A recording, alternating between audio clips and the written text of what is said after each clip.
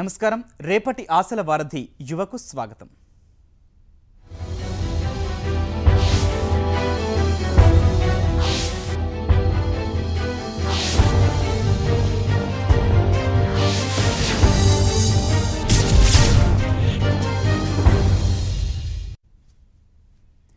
దొంగ చేతికి తాళాలు ఇవ్వడం ఎప్పుడైనా చూసారా? మన రాజకీయ పార్టీలు మాత్రం ఆ పనిని త్రికరణ శుద్ధిగా చేస్తున్నాయి. సుఖశాంతులతో ప్రజల బాగు కోసం చట్టాలు చేయాల్సిన బాధ్యతను నేరగాళ్లకు అప్పగిస్తున్నాయి. వారిని చట్టసభలకు పంపించి అత్యున్నత రాజ్యాంగ వ్యవస్థల పరువు తీస్తున్నాయి. అయితే గెలుపే ముఖ్యమని భావించిన పార్టీలు మాత్రం నేరం మాది కాదు అంటున్నాయి. మరి తప్పెవరిది? టికెట్లు ఇస్తున్న పార్టీలదా, ఎన్నుకుంటోన్న ప్రజలదా? స్వాతంత్ర స్వర్ణోత్సవ వేడుకలను పురస్కరించుకుని 1997 ఆగస్టు 31న పార్లమెంటు ప్రత్యేక సమావేశం ఏర్పాటు చేశారు. ఆ సమావేశంలో నేరమయ రాజకీయాలను నిర్మూలించడానికి అన్ని పార్టీలు చర్యలు చేపట్టాలనే తీర్మానాన్ని ఆమోదించారు. అయితే ఆ ఆదర్శ తీర్మానం అమలు చేయడంలో రాజకీయ నాయకులకు చిత్తశుద్ధి కరువయ్యింది. అవినీతి, నేరమయ రాజకీయాలకు ముగింపు పలకాలనే ధ్యాసే లేకుండా పోయింది.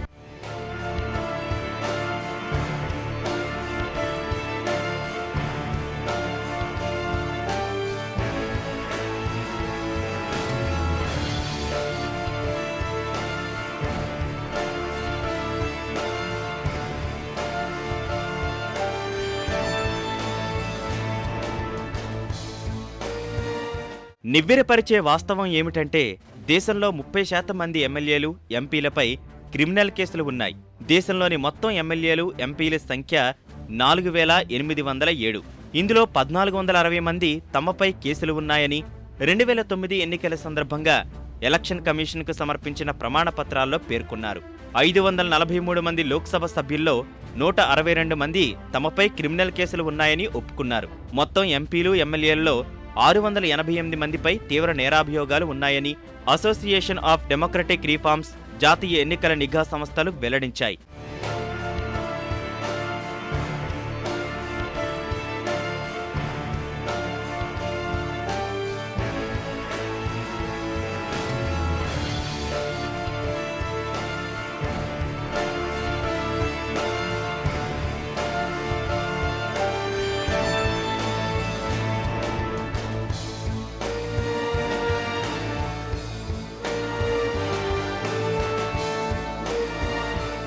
దొంగలే చట్టాలు రూపొందిస్తున్న దౌర్భాగ్య స్థితిలో ఇప్పుడు దేశం ఉంది. నేర రికార్డుల్లో పేర్లున్న నాయకులు పోలీసు రక్షణతో సంఘంలో తిరుగుతున్నారు. ఈ పరిస్థితికి కారణం ఎవరు అంటే మొదట పార్టీలే దోషులుగా తేలతాయి. అధికారం చేజిక్కించుకోవడమే ప్రధాన ధ్యేయంగా పనిచేస్తున్న పార్టీలే నేరమయ రాజకీయాలను ప్రోత్సహిస్తున్నాయి. పార్టీలకు గెలిపే ప్రధానం కావడంతో నేరాల్లో తలపండిపోయిన గుండాలు, రౌడీలు, దగాకోర్లు తమకున్న పరిచయాలతో తేలిగ్గా టికెట్లు సంపాదిస్తున్నారు.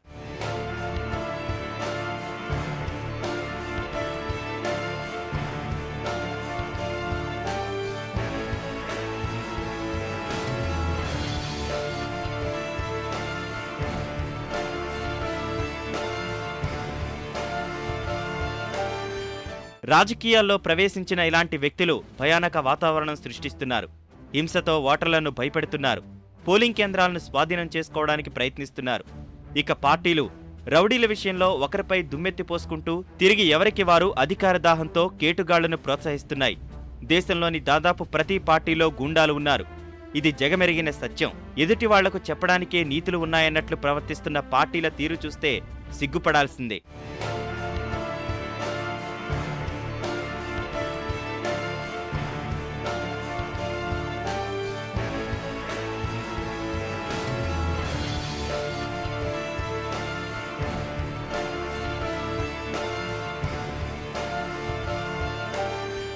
ప్రజా ప్రాతినిధ్య చట్టం 1951లోని సెక్షన్ 8 ప్రకారం చట్ట ప్రతినిధులు దోషులుగా తేలితే వారిని ఎన్నికల్లో పోటీ చేయకుండా నిరోధించవచ్చు. కానీ ఇదంత సులువైన పని కాదు. నేతలపై ఉన్న కేసులు తేలి న్యాయ ప్రక్రియ ముగిసే వరకు పుణ్యకాలం గడిచిపోతుంది. అదే అదునుగా నేరగాళ్లు చెలరేగిపోతున్నారు.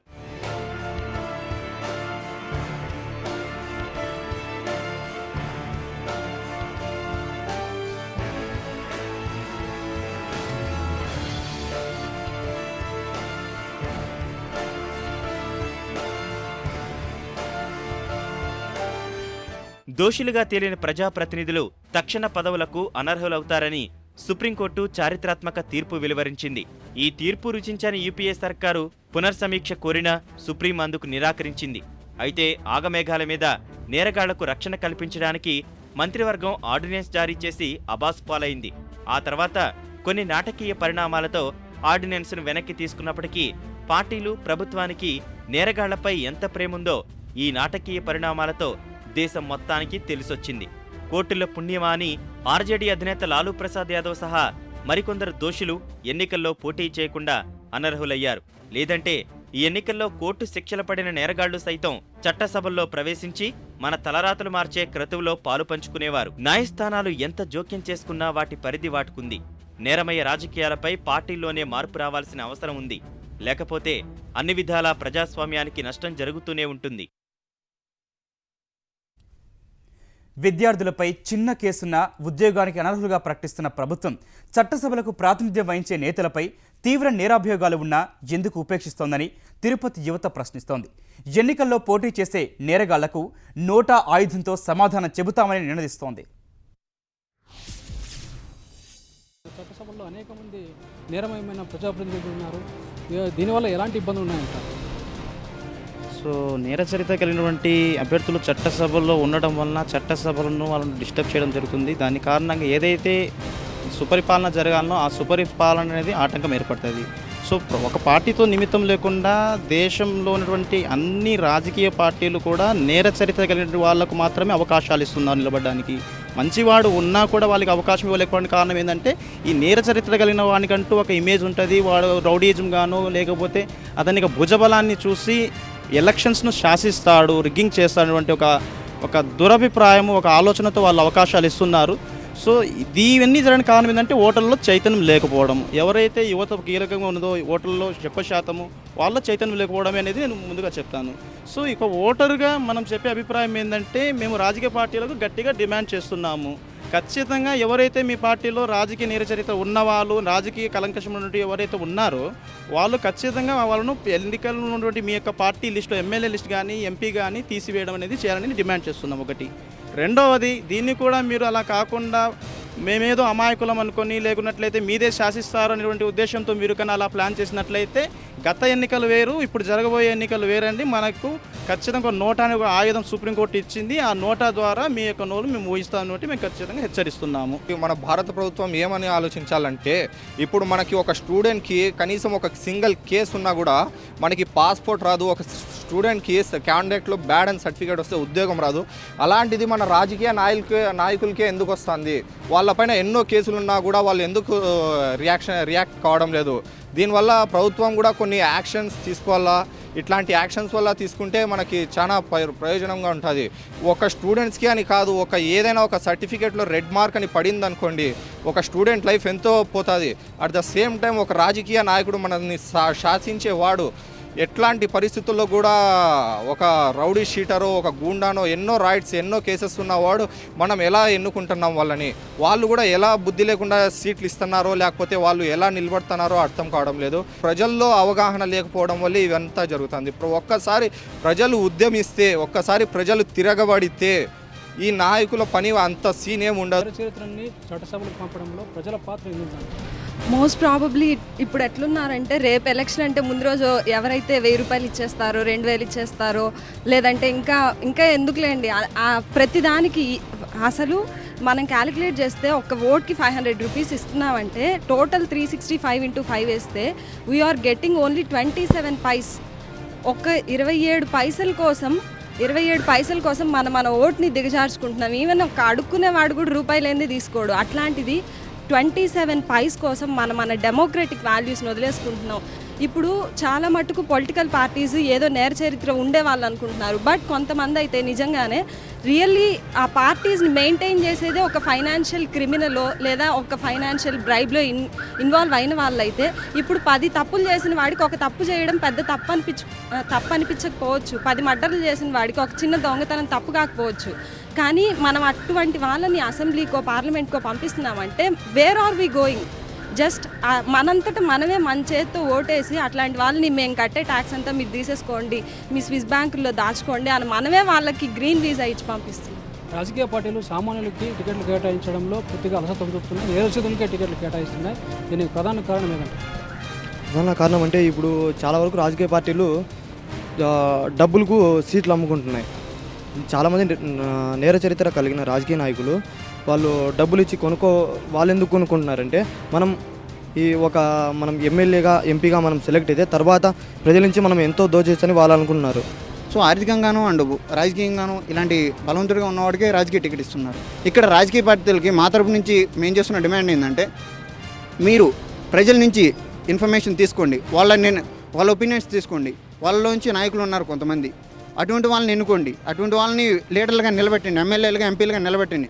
ఎందుకు ఓటేరో అప్పుడు అడగండి ప్రజల్ని. అంతేగాని మీ ఇష్టం వచ్చినట్టు మీ స్వార్థం కోసం, మీ ఆర్థిక బలోపేతం కోసం ఇటువంటి వాళ్ళని నిలబెడితే నేరచరిత్ర ఉన్న వాళ్ళని ప్రజలంతా ఎవరికి ఓటు వేయాలి? చట్టసభలోకి నేరచరిత్ర వెళ్ళకుండా ఎలాంటి చర్యలు తీసుకోవాలో, ఎలాంటి విధానాలు పాటించాలి ప్రభుత్వాలు కానీ లేకపోతే రాజకీయ పార్టీలు? రాజకీయ పార్టీలు సెలెక్ట్ చేసేటప్పుడు ప్రజలను ఎవరినన్నా అడుగుతున్నారా? చక్కగా వస్తున్నారు, ఎవరు బాగా న్యూటోరియస్, ఎవరు బాగా నేర చరిత్ర ఉందో వాడిని సెలెక్ట్ చేస్తున్నాడు. అంతే తప్ప పబ్లిక్ని ఎవ్వరూ అడగట్లేదు, కన్సల్ట్ అవ్వట్లేదు. సెకండరీ ఎడ్యుకేషన్ క్వాలిఫికేషన్ చాలా కంపల్సరీ. ఏ ఒక్క రాజకీయ నాయకుడి కన్నా మంచి క్వాలిఫికేషన్ ఉందా? ఒక్కటే, ఆయన కొడుకు, వాళ్ళ కొడుకు ఇదే సిరీస్ వచ్చేస్తుంది. ఎక్కడన్నా ఒక నార్మల్ పర్సన్ని, సిటిజన్ని తీసుకొచ్చి నిలబడట్లేదు. సో ఇది బాగుపడాలంటే చాలా మార్పు రావాలి. ఇది ప్రజల్లో నుంచి రావాలి. గవర్నమెంట్ ఈ పాయింట్స్ని కన్సిడర్ చేయాలి. నేరమయ రాజకీయాలను ప్రక్షాళన చేయాల్సిన అవసరం ఉందని యువత పేర్కొంటున్నారు. అంతేకాకుండా ఇందులో ప్రధానంగా ప్రజలు, రాజకీయ పార్టీలు, ప్రభుత్వాలు కూడా ప్రధాన పాత్ర పోషించాల్సిన అవసరం ఉందని వారు పేర్కొంటున్నారు. తిరుపతి నుంచి కెమెరామెన్ కోటేశ్వరరావుతో రాయుడు, ఈటీవీ న్యూస్.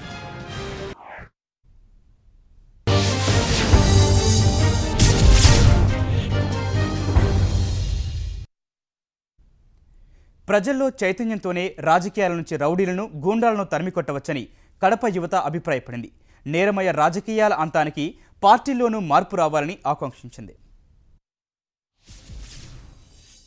మన రాజకీయ వ్యవస్థను బాగు చేయడానికి ఎలాంటి నేతను ఎన్నుకోవాలంటే అభిప్రాయాలు తెలుసుకునేందుకు ఈటీవీ కడప యోగి వేమన విశ్వవిద్యాలయంలో ఉన్నాం.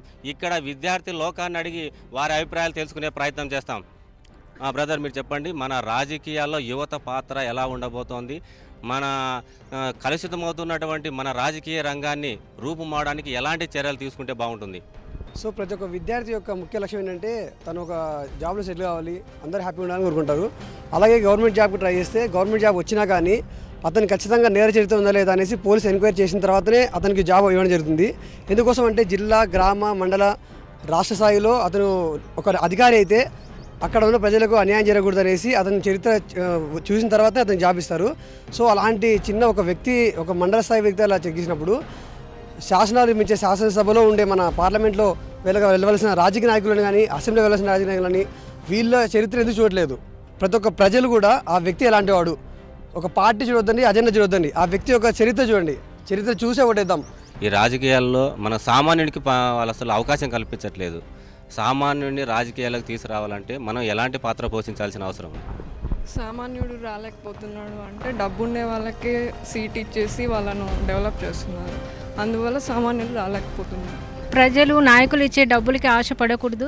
వాళ్ళు ఇచ్చే డబ్బుల వల్ల మనం ఒక్కరోజు లేదంటే 2 రోజులు హ్యాపీగా ఉంటాం. మనం నిజంగా వాళ్ళ నిజమైన నాయకుల్ని ఎన్నుకుంటే మన ఫ్యూచర్ జనరేషన్ మనం కూడా ఎన్నో సంవత్సరాలు కాదు, కొన్ని సంవత్సరాలే సంతోషంగా ఉండగలుగుతాము. కాబట్టి ఆలోచించి మంచి నాయకుడిని ఎంచుకోవాలి. ప్రతి ఒక్కటి ఎలక్షన్స్ వచ్చాయంటే డబ్బు మెయిన్ ఇంపార్టెంట్. డబ్బు అనేది ఎవరైతే మేము పెట్టగలమో అంటారో వాళ్ళకి అనుభవం ఉంటుంది, ఉండకపోవచ్చు.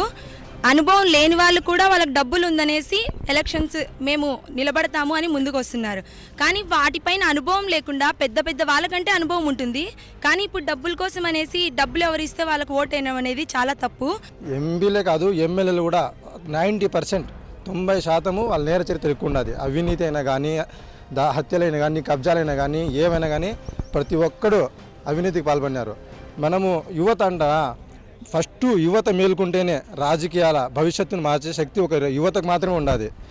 ఒక కులము, డబ్బు ప్రాతిపదికనే సీట్లు ఇస్తున్నాయి. ఈరోజు అన్ని పార్టీలు తీసుకుంటే మన ఆంధ్రప్రదేశ్లో ప్రతి ఒక్క పార్టీ అతని వెనక నేర చరిత్ర ఖచ్చితంగా ఉంటేనే అతను డబ్బులు పంచగలడు. అటువంటి వాళ్ళకే ఈరోజు టికెట్లు ఇస్తున్నాయి. కాబట్టి ఈ మాస్ పీపుల్ అందరినీ ఒక ఎమోషనల్ బ్లాక్మెయిల్కు గురి చేయడంలో ఈ రాజకీయ పార్టీలు చాలా యూజ్ చేసుకుంటాయి. కాబట్టి ఈ మాస్ పీపుల్ అందరినీ ఎడ్యుకేట్ చేయడంలో మన విద్యార్థులు ప్రముఖ పాత్ర పోషించినప్పుడే ఇటువంటి నేర చరిత్ర గల ఎమ్మెల్యేలను కానీ ఎంపీలను కానీ ఎమ్మెల్యేలను కానీ మనము శాసనసభలకు కానీ పార్లమెంటు కానీ పంపకుండా ఉండడానికి వీలుంటుంది. ప్రజలకు తెలియని విషయం అంటే ఏదీ లేదు. ఎవరు ఎలాంటి వాళ్ళు, ఎలాంటి చరిత్ర ఉన్న వాళ్ళు ప్రజలందరికీ తెలుసు. ప్రజలే అది తెలిసి కూడా వాళ్ళని పార్లమెంట్కి పంపిస్తున్నారు. ఈ వచ్చే ఎన్నికల్లో తప్పనిసరిగా యువత ఓటు హక్కును వినియోగించుకోవాలి. ఆ ఓటు హక్కును వినియోగించుకోకపోతే మన దేశ భవిష్యత్తే అంధకారమయ్యే పరిస్థితి ఏర్పడుతుందనేటువంటి అభిప్రాయాలను కూడా ఇక్కడ ఉన్నటువంటి విద్యార్థి లోకం వ్యక్తం చేస్తోంది. కెమెరామెన్ జగదీష్తో మురళి, ఈటీవీ న్యూస్, కడప. రాజకీయ పార్టీలన్నీ నేరగాళ్లనే ప్రధాన అభ్యర్థిగా బరిలోకి దించుతున్నాయి. కేవలం ఓటర్ల చైతన్యంతోనే ఈ తరహా వ్యవహారంలో మార్పు వచ్చే అవకాశం ఉందని నిపుణులు అభిప్రాయపడుతున్నారు. ప్రతి నియోజకవర్గంలోనూ ఉమ్మడి వేదికలు నిర్వహించి అభ్యర్థులందరి నేర చరిత్రపై ప్రశ్నించాలని సూచిస్తున్నారు. రాజకీయ పార్టీలు నేర చరిత్ర ఉన్న వాళ్ళని నిలబెట్టకూడదు. అందరు చెబుతున్నారు, బయటకు వచ్చేమో మేము నేర చరిత్ర ఉన్న వాళ్ళని నిలబెట్టాం, మేము డబ్బుకు ప్రాధాన్యమేమో, మేము మద్యాన్ని ఉంది, కానీ చేసేటువంటి మాత్రం జరుగుతున్నాయి. వీటిని మనం ప్రజల ముందు నిలదీయవలసిన అవసరం రాజకీయ పార్టీల మీద, రాజకీయవేత్తల పైన, రాజకీయ వ్యవస్థ పైన మనం దీన్ని పూర్తిగా ప్రతిఘటించాలి. నేర చరిత్ర, డబ్బు అనేవి రెండు కూడా ముడిపడిపోయినాయి. ఇవాళ అటు ప్రజల్ని భయభ్రాంతులకు లోన్ చేయటానికి కానీ, ప్రలోభాలకు లోన్ చేయటానికి కానీ, నేర చరిత్ర ఉన్నవాళ్ళ ప్రభావం, డబ్బు కూడా ఖర్చు పెట్టగలిగేటువంటి ప్రభావం, నేర చరిత్ర, డబ్బు రెండింటి కూడా ముడిపడినటువంటి పరిస్థితులు వాళ్ళ కనిపిస్తున్నాయి. లేకపోతే నేర చరిత్ర ఉన్న వాళ్ళని మేము నిలబెట్టమని చెబుతూనే ఎందుకు నిలబెడుతున్నారు అంటే, నేర చరిత్ర ఉన్నటువంటి వాళ్ళు ఎక్కువ డబ్బు ఖర్చు పెట్టేటువంటి పరిస్థితులు ఉన్నాయా? ఇది కూడా మనం ప్రజల్ని ఆలోచింప చేయాలి. ఇది ఓటర్లను ఇది ఎందువల్ల మరి ఇంత చెబుతూ కూడా వాళ్ళ నేర చరిత్ర ఉన్న వాళ్ళని ఎందుకు నిలబెడుతున్నారు రాజకీయ పార్టీలు? ఇవాళ ప్రశ్నించాలి మనం రాజకీయ పార్టీలు. తర్వాత నేర చరిత్ర ఉన్నటువంటి అభ్యర్థులను కూడా మనం ప్రశ్నించాలి. ప్రజల చేత ప్రశ్నింపజేయాలి. ఉమ్మడి వేదికలను నిర్వహించి ప్రతి కాన్స్టిట్యుయెన్సీ ఈ అభ్యర్థులు పోటీ చేసేటువంటి అభ్యర్థులందరినీ పిలిపించి ప్రజల చేత ప్రశ్నించటం. నీ మీద ఇటువంటి కేసులు ఉన్నాయి, ఈ విధమైన నేర చరిత్ర ఉంది, నువ్వు ఏ విధంగా అర్హుడివి పోటీ చేయటానికి. అట్లాగే వాళ్ళు వేసినటువంటి అఫిడవిట్లో తప్పుడు సమాచారాన్ని ఇవ్వటం, ఆస్తిపాస్తుల గురించి కానీ, నేర చరిత్రను గురించి కానీ, ఇతర విషయాల గురించి కానీ తప్పుడు సమాచారం ఇస్తే అది కూడా వాళ్ళ చేత ప్రశ్న చేసి, నువ్వు ఇచ్చినటువంటి సమాచారం కరెక్ట్గా లేదు, తప్పు సమాచారం, కాబట్టి నీకు ఏ విధంగా మా ఓటు హక్కు, మా ఓటును అడిగేటువంటి హక్కు నీకుంది అని ప్రశ్నింపజేయటం. ఇక రాజకీయ పార్టీలు కూడా నిబద్ధత, నిజాయితీ, సచ్చీలత, ప్రజాసేవ అన్నీ మర్చిపోయినాయి. ఎప్పుడో మేనిఫెస్టోలు అన్నీ ఉంటాయి, బట్ వాళ్ళకి కావాల్సింది అధికారం. ఇప్పుడు గెలవకుంటే ఇక మన పార్టీ క్లోజ్ అయిపోతుంది. ఏదో విధంగా చేయండి, మీరు ఏమైనా చేయండి, ఆ ప్రాంతంలో ఉన్న మన గెలుపు గుర్రం కావాలా, ఆయన రికార్డు ఎలా ఉన్నా సరే అన్న ధోరణిలో పోతూ ఉన్నారు. ప్రజలు కూడా రకరకాల కారణాలతోని ఈ మంచి వాళ్ళు అన్నది సిస్టమ్ లేకుండా పోయింది. రాను రాను మంచి వాళ్ళు తక్కువ అవుతున్నారు. దుర్మార్గులు, నేర చరిత్రలు, బాగా డబ్బున్నోళ్ళు, కులం పేరు మీద, మతం పేరు మీద, ప్రాంతం పేరు మీద చెప్పి ఓట్లు తీసుకునే వాళ్ళు ఎక్కువ అవుతారు. రాష్ట్రంలో 2 అసెంబ్లీలలో కూడా 2014లో మంచి వాళ్ళకంటే నేర చరిత్రలో ఎక్కువగా మంది వచ్చి కూర్చునే పరిస్థితులు మనకు కనిపిస్తున్నాయి. చట్టసభల్లో కూర్చుని వాళ్ళు చట్టాలు చేయాల్సిన వాళ్ళే చట్టాలను అతిక్రమించి భూ కబ్జాలు చేసి, అత్యాచారాలు చేసి, నల్లధనాన్ని సంపాదించడం అంటే ఇది ఒక అపహాస్యంగానే తయారవుతుంది. ఇది మనం చూస్తూ ఉన్నాము. చాలా చట్టాలు చేస్తూ ఉన్నా కానీ అమల్లో లేదు. ఇక రెండోది, మన శాసనసభల్లో కానీ పార్లమెంట్లో కానీ చట్టాలు చేయడానికి టైం తక్కువ. చిన్న చిన్న విషయాలకై గంటల కొద్దీ, దినాల కొద్దీ సభ సమయం వ్యర్థమైపోతూ ఉంది. ఇది మారాలి. ఎడ్యుకేటెడ్ పీపుల్, దేశానికి, రాష్ట్రానికి సేవ చేద్దామనుకున్న వాళ్ళు, సమాజానికి సేవ చేస్తామనుకున్న వాళ్ళు రావాలి. పార్లమెంట్ కానీ, అసెంబ్లీ కానీ ప్రశాంతంగా ప్రజల సమస్యలను చర్చించి చట్టాలు చేయాల్సిన అవసరం ఉంది. ఫస్ట్ థింగ్, నేను ఓటర్గా నమోదు చేసుకోవాలా. రెండోది, తప్పకుండా ఆనాడు ఎండైనా, వానైనా, పని ఉన్నా ఓటేయాలి. సాధారణంగా జనరల్ ఎలక్షన్స్లో ఆనాడు హాలిడే ఇస్తారు. ఇక మూడవది, నేను కులానికి మతానికి దూరంగా మంచి వ్యక్తిని చూసి నేను ఓటేయాలి. ఇలా జరిగినాడు మంచి వాళ్ళు వస్తారు. యువ ఓటర్ల మనోగతం ఇప్పుడు చూద్దాం. ఎన్నో సంవత్సరాల నుంచి ఒకటే చెప్తున్నారు. సో భారతదేశం అనేది ఇంకా అభివృద్ధి చెందుతున్న దేశం అనే చెప్తున్నారు. సో మాకు ఒకటే అర్థం కావట్లేదు. ఇన్ని సంవత్సరాల నుంచి మేము చిన్నప్పుడు ఉన్న దగ్గర నుంచి మేము అదే మాట వింటున్నాం. సో ఈరోజు మేము ఇంత పెద్దవాళ్ళం అయ్యాం, 20 ఏళ్ళ వయసు వచ్చింది. సో దీని తర్వాత ఇంకెప్పుడు సో ఇప్పటికైనా మనం మారాలి అంటే ఒక పర్ఫెక్ట్ నాయకుని ఎన్నుకోవాలి. సో ఓటర్ ఏమి చేయగలడు అని అందరూ అనుకుంటారు. సో ఒకటి గుర్తుపెట్టుకోండి, a voter can make the nation or break the nation. ఒక ఓటర్ తలుచుకుంటే తను దేశాన్ని నిర్మించగలడు, అదే దేశాన్ని కూల్చగలడు. ఎందుకంటే ప్రభుత్వం అనేది మన చేతుల్లో ఉంటుంది. సో మనం ఓటేస్తే వచ్చేదే ప్రభుత్వం. సో ఇప్పుడు ఎలాంటి నాయకుడికి ఓటైపోతున్నానంటే, ఇప్పుడు మేము ఒకటే కోరుకుంటున్నాము, ఇప్పుడు పార్లమెంట్ ఉంది, లేకపోతే ఇక్కడ మనకి మామూలుగా అసెంబ్లీలో ఉంది. సో ఇంత ఒక ఉద్యోగం, ఒక సాఫ్ట్వేర్ ఇంజనీర్ కానివ్వండి, లేకపోతే ఇంకో సమాజంలో ఏదైనా ఒక జాబ్ చేయాలంటే వాళ్ళకి ఒక మినిమం క్వాలిఫికేషన్తో వెళ్తున్నారు. కానీ అసెంబ్లీకి వెళ్ళే వాళ్ళకి ఏ క్వాలిఫికేషన్ ఉందని చెప్పి ఎవరు చూడట్లేదు. ఎందుకంటే అది మనం ఎన్నుకుంటున్నాం. Because we are the people. So ప్రజలు మనం కాబట్టి మనం ఎన్నుకున్నాం. సో ఎవరికైతే విద్యార్హత, లైక్ కనీసం విద్య ఉన్న బ్యాక్గ్రౌండ్, ఒక ఎడ్యుకేషన్ బ్యాక్గ్రౌండ్ నుంచి వచ్చిన వాళ్ళని సో ఎన్నుకోవాలని చెప్పి కోరుకుంటున్నాం. ఏమండి, ఓటు కోసం అది ఒక సీసా కోసం ఖచ్చితంగా ఓటు ఎవరు వేయరండి, వేయకూడదు కూడా. ఎందుకంటే మీరు 500 రూపాయలు ఒక నోటు కోసం తీసుకుంటే రోజుకి 27 పైసల రూపాయలు మాత్రమే. 27 పైసల రూపాయలు మీ జీవితం మార్చేస్తుంది. నిజమే, ఈరోజు మన దేశం, రాష్ట్రం క్లిష్ట పరిస్థితుల్లో ఉంది. మనకి ఏదో కొత్తగా తీసుకొచ్చేవాడు అవసరం లేదండి. ఉన్నాయి సక్రమంగా పరిపాలించితే చాలు. మనకు ఒక మంచి అడ్మినిస్ట్రేటర్ కావాలి, కానీ ఒక ఇన్నోవేటర్ అవసరం లేదండి ఈ రాష్ట్రానికి. అఫ్కోర్స్ చాలామంది కులాలు, మతాలు, అఫ్కోర్స్ ఇవన్నీ కూడా యువత వ్యతిరేకంగా ఉండి ఏ సమాజానికి ఉపయోగపడుతుందో వాటి గురించి ఆలోచిస్తుందని నేను భావిస్తున్నాను. అండ్ మోర్ ఓవర్ కరెక్ట్ నాయకుడిని ఎన్నుకోవాలి. ఎలా ఎన్నుకోవాలి అంటే నా దృష్టిలో నేను చెప్తున్నానండి, పోయిన ఎన్నికల్లో ఏం వాగ్దానం చేశాడు, ఈ ఎన్నికల్లో ఏం చేయబోతున్నాడు, ఏం చేస్తున్నాడు, మేనిఫెస్టో ఏం రిలీజ్ చేశాడు, పోయిన ఎన్నికల్లో వాగ్దానం ఏం చేశాడు, అది ఎంతవరకు నెరవేర్చాడు, అదొక్కసారి ఆలోచించి మైండ్లో ఖచ్చితంగా పెట్టుకొని ఎంత మాత్రాన్ని చేయగలిగాడు ఆలోచించి అతన్ని బట్టి మనం మంచి నాయకుని ఎన్నుకోవాలి. ఇక్కడైతే కొత్త పథకాలు తీసుకొచ్చేవాడు మాకు అవసరం లేదండి. ఉన్న పథకాలు కరెక్ట్గా అమలు చేసేవాడు కావాలి నాకు. దయచేసి అందరిని ఒకటే వినియోగించుకుంటున్నాను, ఖచ్చితంగా ఓటు వేయండి, ఓటు శాతం పెంచండి, మంచి నాయకుని ఎన్నుకోండి, మంచి పరిపాలన చేసేవాడిని ఎన్నుకోండి. యువత మేలుకో, దేశాన్ని కాపాడుకో. మా పర్టికులర్ నియోజకవర్గంలో ప్రాబ్లమ్స్ ఏంటి, మీరు వాటిని ఎలా సాల్వ్ చేస్తారు, రైట్? అవి ఎవరైతే బాగా ఎవాల్యుయేట్ చేస్తారో, వాటికి రైట్ సొల్యూషన్స్ అనేవి చెప్తారో ఎలక్షన్స్లో వాళ్ళకే ఓటు వేయాలని నేను నిర్ణయించుకున్నాను. యాక్చువల్గా యూత్ కూడా ఇప్పుడు ఎక్కువ శాతం ఉన్నారు కాబట్టి వాళ్ళకు గ్రూప్గా ఫామ్ అయ్యి వాళ్ళని నిలదీసి అడగాలి. ఎవరైతే మనకు కరెక్ట్గా ఆన్సర్ ఇస్తారో వాళ్ళే సరైన నాయకుడని నేను భావిస్తాను.